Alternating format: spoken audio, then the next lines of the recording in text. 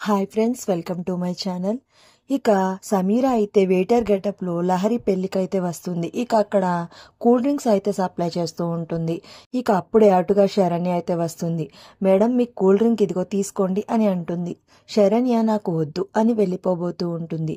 ఇక అప్పుడే సమీర అయితే, మేడం మీకు కూల్ డ్రింక్ ఇవ్వమని ఆ సార్ చెప్పారు అని చెప్తుంది. ఇక అలా అన్న వెంటనే శరణ్య నవ్వుకుంటూ ఆ కూల్ డ్రింక్ తీసుకుని మొత్తం అయితే తాగేస్తుంది.